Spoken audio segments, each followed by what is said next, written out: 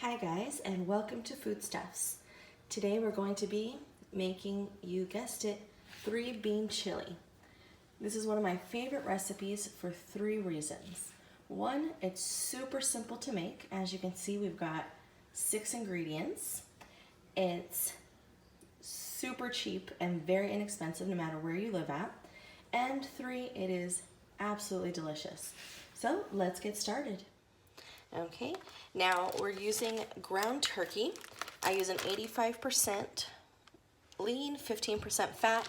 Now the great thing about this recipe is if you don't like ground turkey, you can substitute it for ground beef, or you can even make it vegetarian and not use meat at all.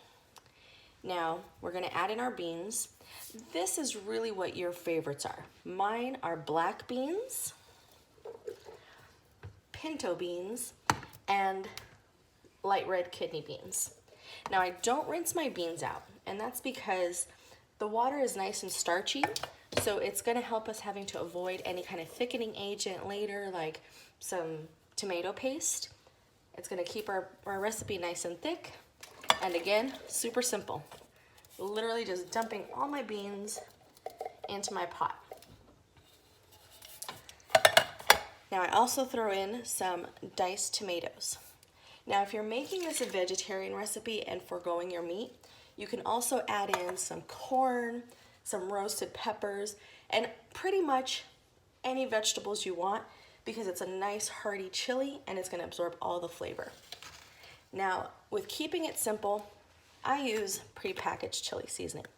Now you could put in your own seasoning, but what's in this packet is all of these lovely ingredients. And again, this recipe is all about keeping it simple. So we're gonna use the pre-made packet. You're gonna dump that right on in there.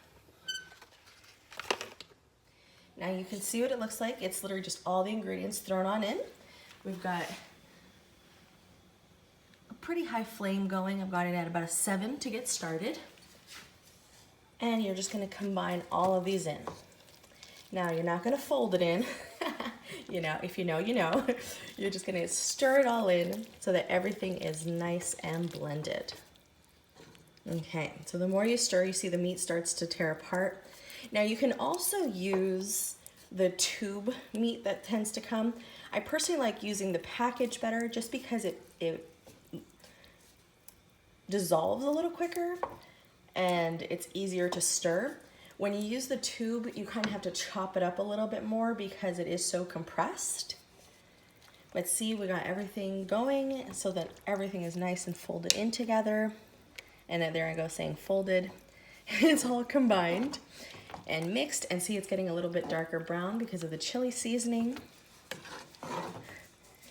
Now we're gonna go ahead and let that simmer for about 30 minutes and come back and check on it. Okay, so once you see it bubbling, you're gonna go ahead and stir it and lower the heat to a low to medium heat. Okay, so our chili is done. Now there's 2 ways to know your chili is done. One, you've let it cook long enough, but when you stir it, you see there's no pinkness to any of your meat, okay? Now if you've gone ahead and made it vegetarian, once you've let it simmer about 30 minutes, you're good to go because all of your flavors have seasoned nicely together. Now, let's talk about cost of this recipe. So I live in Dallas, and all of these ingredients I got at my local Walmart, and everything in this pot came to $6.53. Now typically, I can get 5 servings. So I got these at Dollar Tree and these from Amazon, but it comes out to about 5 servings. Now, of course I've run out and I'm using a bowl because I'm gonna enjoy some chili. So that means that each serving is only gonna cost you about $1.31. Now you can't beat that for a meal. The great thing about this is that you can top it with whatever you like. Now personally, I love cheese. So I keep it simple, topping it with cheese, but you can also use sour cream, avocado, Fritos, whatever you like. Okay, so we are all packed up. Now, if you're single and you're thinking there's no way I want to eat 5 servings of chili in a week, not a problem. Because you've packaged each of these individually, you can throw this right into the freezer and it freezes beautifully. And the great thing is, when you want one, you just take it out, let it thaw, throw it in the microwave. Now, the next thing to do is enjoy. Bon appetit. Be sure to subscribe and post anything in the comments if you do try this recipe.